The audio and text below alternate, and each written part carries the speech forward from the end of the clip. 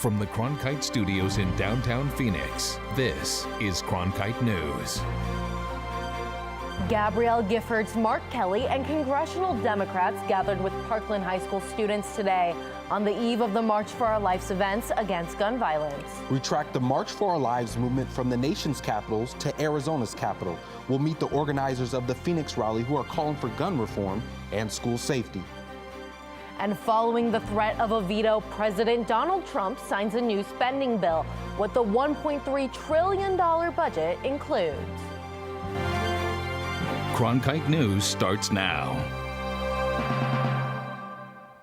Good evening and welcome to Cronkite News on Arizona PBS. I'm Alexis Burdine. And I'm Chaz Frazier. Thank you for joining us. The March for Our Lives movement will take to the streets in a massive show of support for gun reform and school safety tomorrow. And tonight, team coverage on efforts in the nation's capital and across the valley from youth demanding a change in the lawmakers who are responding. We begin with Washington Bureau reporter Austin Bundy. Former Arizona Congresswoman Gabrielle Giffords did not speak today, but her presence was definitely felt as she and other congressional Democrats held a press conference with Parkland High School students this morning. Giffords' husband, Captain Mark Kelly, said gun reform is closer than ever because young people have a powerful tool, their votes. But what's really exciting, they're not going to be students for very long. They're going to be voters. You know, here in November, a lot of these young people are going to be voting. And that is what is going to really make a difference. Giffords was shot at a campaign event in Tucson just over 7 years ago.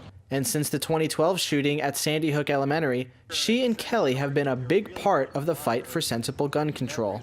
Minnesota Senator Amy Klobuchar praised young people for their efforts, saying Congress has failed to act after previous instances of gun violence.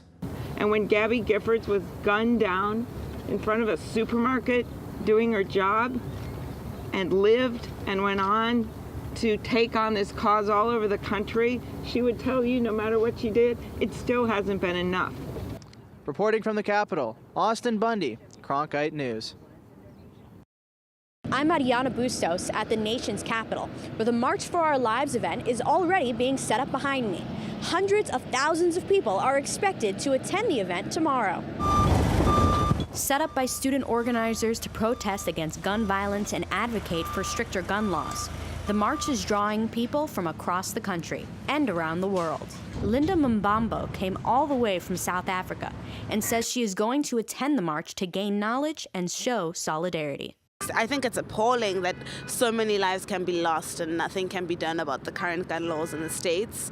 It doesn't make sense to me, so maybe tomorrow will give me more clarity, but also just to show my support. Mbambo said she's inspired by the young people who will attend the demonstration. I'm very excited for the march. I'm excited to see young people kind of utilize the power that they possess and protest for something that definitely is important and that needs to be changed. One of those young people is a 17-year-old high school student from Little Rock, Arkansas. On his spring break, Matthew Schilling said it's important for his generation to attend events like these. It's one of the biggest issues of my generation, school shootings, seeing history in the making for legislation for gun laws. The main event is in D.C., but sibling events are scheduled across the country, including in Arizona. Reporting from Washington, Ariana Bustos, Cronkite News. I'm Amanda Slee in downtown Phoenix. What started out as a Facebook event page with one Willow Canyon High School student is now a statewide event. I got a chance to speak with the founder of Phoenix March for Our Lives. Organizers are expecting 15,000 to 16,000 people to march around the Arizona state capitol tomorrow. Student organizers say they are motivated by fear to call for gun reform. It kind of feels like we're in one long line, and whatever, the Parkland students, unfortunately, were at the front of that line recently, and it just feels like, we're all placed in that line and we don't know where we are in it until something happens. They feel they are already having an impact. I could tell that this was actually going to be something that was going to be successful just based on how determined everybody was. For majority of these students involved, this is the first time they have taken political action on an issue. I've been intrigued and I've, done research. I've been to a couple marches, but I've never led something this big before in my life. And everyone volunteering their time is putting everything aside, losing sleep, balancing extracurricular activities, and traveling to get the message out. I love being busy, I love being hectic, and I know that if I'm busy and I'm losing sleep, that means that I'm doing something right, because that means that I'm working and trying to do what matters to me. Their goal is to educate those in attendance on common sense gun reform and school safety measures. They also want to pre-register 5,000 people to vote. This is nonpartisan. Ultimately, all we want is safety. This isn't a Democratic issue. This is not a Republican issue. The most far left person could be just as affected by mass shootings as the most far right person. Speakers include several who survived gun violence, as well as Congressman Ruben Gallego, the founder of Arizona for Gun Safety, and many more. The march is expected to begin at 11 a.m. and is expected to wrap up around 2 p.m. Volunteers will be around directing traffic to parking areas. There will also be a counselor booth, water stations around the route, and medics on standby. Live in downtown Phoenix, Amanda Slee, Cronkite News. Count on Cronkite News for team coverage of tomorrow's March for Our Lives events. You can follow us on social channels and track our team coverage online at cronkitenews.ezpbs.org.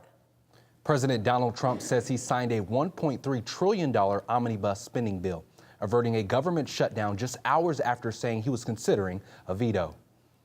Trump warned that he would never sign a bill like this again, but he signed today as a matter of national security.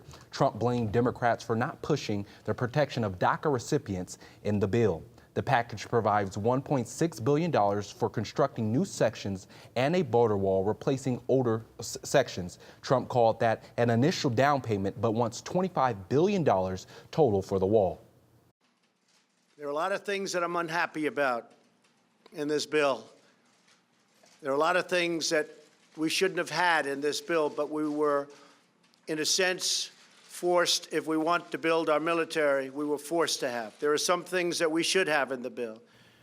In a conference call today, Arizona business leaders told Cronkite News that the state would suffer if DACA recipients were unprotected. They say that the Arizona Republicans are willing to compromise Dreamer citizenship for tighter border security. Arizona Governor Doug Ducey says the state legislature must now act to pass the budget and send more money to K-12 schools. This comes a day after the approval of an extension of Prop 301, which will provide more than $500 million to schools until the year 2041. In a tweet today, Ducey celebrated the extension, saying Prop 301 would bring stability to schools, but says a new budget would provide $400 million new dollars for K-12, including the restoration of additional assistance to school districts. Automobile thefts are up in Arizona, according to the Arizona Automobile Thefts Authority 2017 annual report. Since 2015, there has been 8.1% increase in number of stolen vehicles across the state. That's why the agency wants car owners to take action. Today, they hosted the 12th annual auto theft prevention event, where they provided number etching at no cost, along with tips to keeping their cars and property safe. Organizers say that owners are the first line of defense when it comes to keeping their cars safe. Law enforcement can't be everywhere at all times. So what we're encouraging folks to do is to take these protections into their own hands. Arizona currently ranks 14th in the U.S. for vehicle thefts per capita and 10th in the nation for total number of vehicles thefts. The most frequently stolen car is the Honda Civic. One group of artistic athletes is putting on quite a show in the Valley. The only catch is that they have long hair and 4 legs. Coming up on Cronkite News, a behind-the-scenes look at how one production is sharing the beauty of these horses with Arizona audiences. And if you're heading to the march tomorrow morning, I'll tell you how warm it'll be coming up. I'm Judy Woodruff, anchor and managing editor of the PBS Newshour. The journalists of tomorrow face a fast-changing media landscape, but quality news remains vitally important to our communities, our country, and our world. At ASU's Walter Cronkite School of Journalism and Mass Communication, students learn solid, reliable reporting, holding the powerful accountable, and rebuilding the public's trust. The Cronkite School and Arizona PBS, preparing the next generation for a stronger future of journalism. As journalists at Cronkite News, we report on stories that matter to you by focusing on the local impact. We dig deeper and work tirelessly to keep you informed. Live in Wickerburg. Live in Los Angeles. In Cleveland. In Washington. In Louisville. From Jerusalem. Live in Philadelphia. From around the world to right here in Phoenix. At Cronkite News, we report the facts and stick to the truth.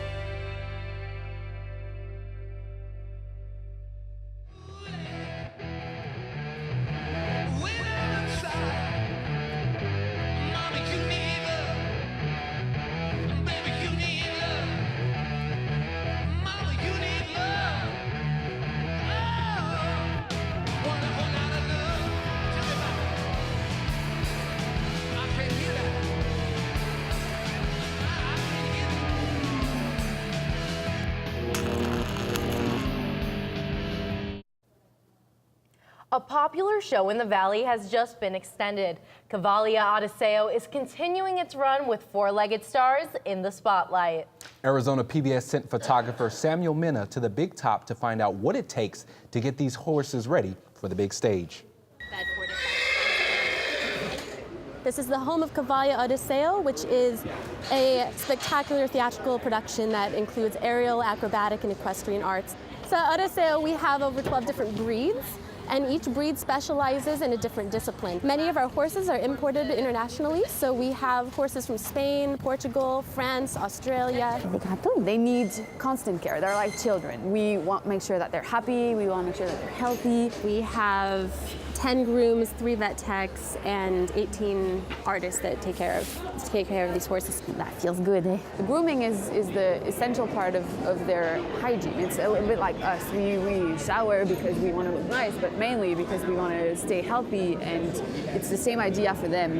And it's a really special time to spend with your horse because it's like a bonding time. The first thing that I always do is I check their feet. So I'll check out what's going on under here first to make sure there's no cracks. He doesn't have shoes, but if he does have shoes, I would make sure the shoe is completely there and he hasn't stepped on it and pulled part of it off. Then each horse has a grooming bag, and inside of the bag it has everything he needs. It's got brushes, hoof picks, it's got these protections that we'll put on their legs when they work so that they don't strike their legs when they're out moving. They really are like kids. Oh yeah, that's their spot. I really think of them as like 12-year-old boys. They have so much energy. As you can see, they're always playing with you. They're always trying to get your attention. They're like high-class athletes as well, so their diet is depending on what their performance is in the show. We have a wonderful team of riders as well that are responsible with the training, so they are responsible of keeping track of how fit they are and how their condition is regarding to what they do in the show. It's a huge show. We have over 70 horses here, so the more hands we have, the better. Well, it's definitely heating up in the Valley, Alexis and Matt. When you're walking around, we can feel the heat. Please tell us this weekend that the temperatures are going to be bearable for spring training and the big march. Well, it's not going to be as warm as it was the past couple days. It has cooled off a little bit, but if you take a look at the low temperature today, we reached a high of 82, a few degrees above average, but our low temperature today was 70 degrees. It's because our humidity remained relatively high for the morning. Let's take a look at what you'll see tonight if you head out. 75 degrees, a little bit of cloud cover if you go out this evening, but it will drop down tonight. Won't get as high as a low as last night. When you wake up tomorrow morning, if you're heading to the march, 56 degrees at sunrise. It will warm up in the morning into the 60s and into the 70s for the march. If you're into spring training, it's the last Saturday to do so tomorrow. The times will be variant. If you go in the afternoon, temps will go up into the 80s, but if you go to the evening games in Peoria or Mesa, temps will drop down into the 60s, so bring a sweatshirt if you're going to see the Mariners or the Cubs.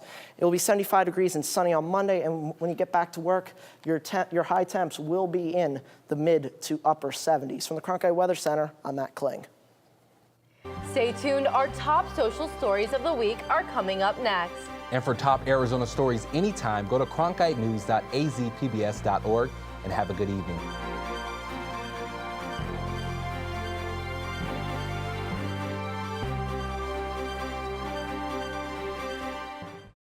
Welcome to @Cronkite News, your social sharing connection where you choose the news. Facebook likes and shares, tweets, retweets, and favorites. YouTube views and subscriptions. We're watching you watch us. From our digital home at cronkitenews.azpbs.org to your television, web browser, or mobile device. Let's get a refresh on the top Arizona news of the week. This past weekend, Secretary Zinke spent some time at the Mexican border to discuss border security. Cronkite News reporter Lillian Donahue traveled to the southern Pima County for his visit. Riding in on a horse with full cowboy gear on, Secretary of the Interior Ryan Zinke was clear and cut to the chase during his weekend visit to the Arizona-Mexico border. Clearly we're going to build a wall. Clearly the design yet is not finished. Zinke spent time along Arizona's 370-mile-long southern border for the first time, discussing Trump's plan to build a controversial wall and the administration's plan for increased security. He also took the opportunity to speak with local environmentalists, native groups, and Border Patrol agents. There's a lot of bad people that come across with weapons and drugs and things. And we have to make sure we secure the border, and it's important that we all work together to do it. The U.S. Department of Interior controls about 40% of the 2,000-mile-long border between the U.S. and Mexico. In fact, 80% of the Tucson sector is controlled by DOI public land, according to the Border Patrol, just like where I'm standing right now on the Buenos Aires National Wildlife Refuge. Some environmentalists say building a border wall will negatively affect the wildlife in the area, but Border Patrol agents say the existing fence has actually helped by deterring people from crossing through the refuge. Because of the establishment of the pedestrian barrier, we've actually been able to help defragment the Buenos Aires. But not everyone is convinced. Those at the Center for Biological Diversity call the wall a disaster for wildlife. We have an amazing array of plants and animals that live in the border region. The border wall blocks movement for many, many species along the border. The center was the first to file suit against the Trump administration's border wall, but that has not stopped the production of prototypes and further planning. Secretary Zinke has recently pushed to conserve wildlife corridors along public land.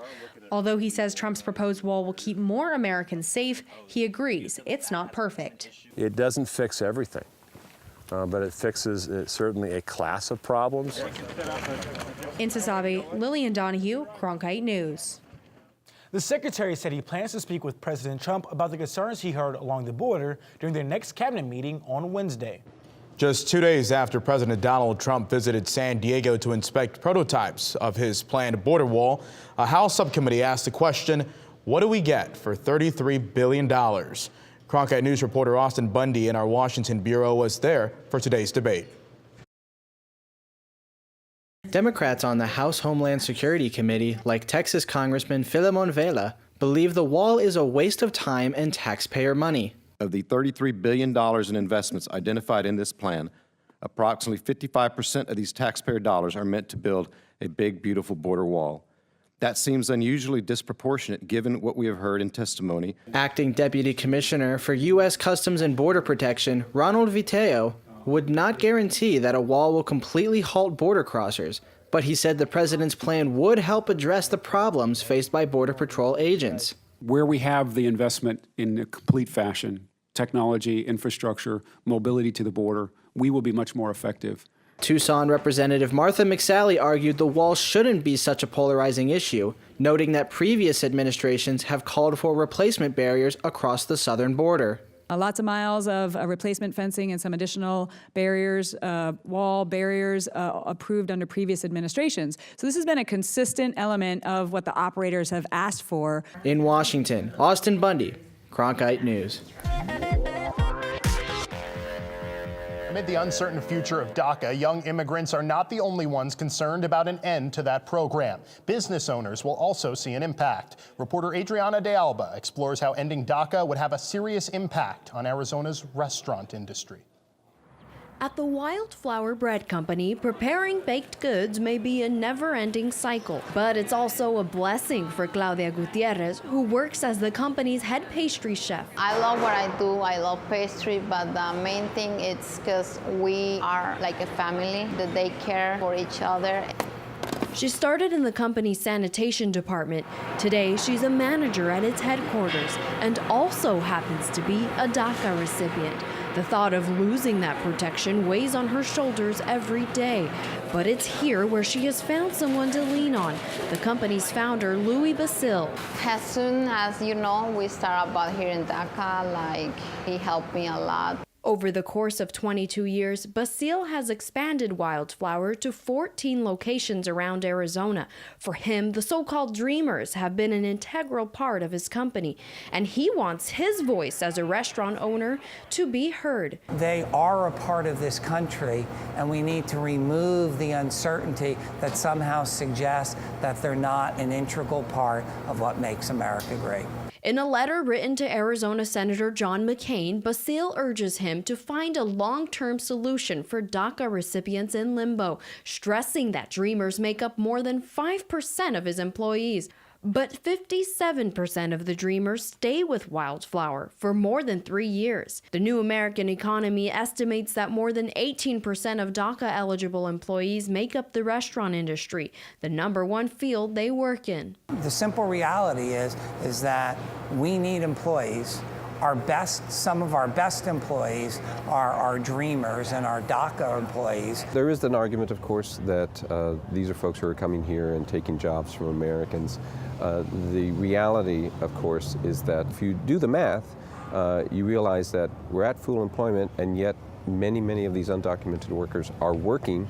And so they're not taking jobs, they're filling jobs that would not be filled otherwise. While ending DACA would have an economic impact for Basile and his business, he says it really boils down to a humanitarian issue. The dreamers are the American dream, okay? They want to work hard. They don't mind starting at the bottom and working their way up. You heard from Claudia where she started, okay? That's not dissimilar to my situation. I started in the restaurant business as a dishwasher, and here I am as the founder and owner of the Wildflower. So that dream exists. However, we have to give people the opportunity to actually achieve that dream. In Scottsdale, Adriana de Alba, Cronkite News. Basile is currently working on opening 3 additional Wildflower locations, but says the biggest challenge restaurant owners face is the ongoing issue of finding good staff to run their restaurants. Here in Arizona, some communities push for a more sustainable lifestyle. Wind Spirit is just one of nearly a dozen registered eco-villages in our state. Reporter Abdul Jimenez takes us there. Hidden away from society more than 20 miles away from Globe, you don't find much out here except for nature and a small community of homes. Welcome to Wind Spirit. People are kind of looking for alternatives, and this is just one of them. I think, and especially, it seems like since last year, the volume of people inquiring is like doubled. Don Clark runs Wind Spirit, a community of about 20 residents. He has been here since its creation more than 20 years ago. People want something different. Resident Breezy Wilson moved from Southern Illinois to have a first-hand experience in an eco-village. We get to help one another, and life's becoming more and more difficult, and lots of hardships, and this way we can all come together and kind of help one another. But one of the most interesting things about Wind Spirit is its bus village. Every one of these RVs and buses, people drove here and lived here, but then they stopped working and they just left them here. So we kind of turned them into, they're comfortable little spaces. Clark hopes to attract more visitors looking for a more simple way of life. If life is about something, it's about getting along with people. Because I certainly don't see it's about wealth accumulation or any of those other kind of superficial things. From Wind Spirit, Abdel Jimenez, Cronkite News. Now, here's an @Cronkite News pick of the week, a favorite from the Cronkite News staff. Hat Tillman and military appreciation are embedded in the blood of the Arizona State athletics community. New ASU football coach Herm Edwards got an up-close and personal look at one of the mainstays in the U.S. military. Reporter Tyler Paley was with Edwards for his flight of a lifetime. There come the gear and the flaps. That's Arizona State football coach Herm Edwards aboard one of the U.S. Navy FA-18 Hornets, otherwise known as the Blue Angels. The famous fighter jets made their way to Luke Air Force Base in Glendale this weekend for the annual Luke Days. We go to every show site and we really try to inspire a culture of excellence and service to country and really represent the men and women overseas. And we try to get involved with the community and inspire the youth and our future of this country as well. It didn't take much to convince Edwards to take part in this exciting event, because for him, it's more meaningful than just a spin in the air. My father was in the military, 22 years, fought in the Korean War and World War II. I lived on an Army base when I was young in California, so I appreciate the service. Lieutenant Andre Webb took Edwards up in his number 7 Blue Angel jet. Webb says he's logged about 2,300 hours in the air, while this was Edwards' first time on a fighter plane. Imagine the first time you ever remember riding a bike and your parents teaching you how to do that, them explaining a lot of things to you that now you just take for granted, and it's very similar to that.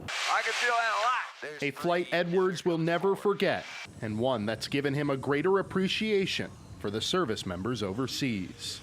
Freedom is never free, and I think sometimes we don't realize that. I realized that at a young age. From Luke Air Force Base in Glendale, Tyler Paley, Cronkite News. Cronkite News tracks your likes, tweets, and shares from all our social sites to bring you this special at Cronkite News, our weekly refresh. Join the conversation so you choose the news. Like us on Facebook, follow us on Twitter, subscribe to us on YouTube, and log on to cronkitenews.azpbs.org for top Arizona stories anytime.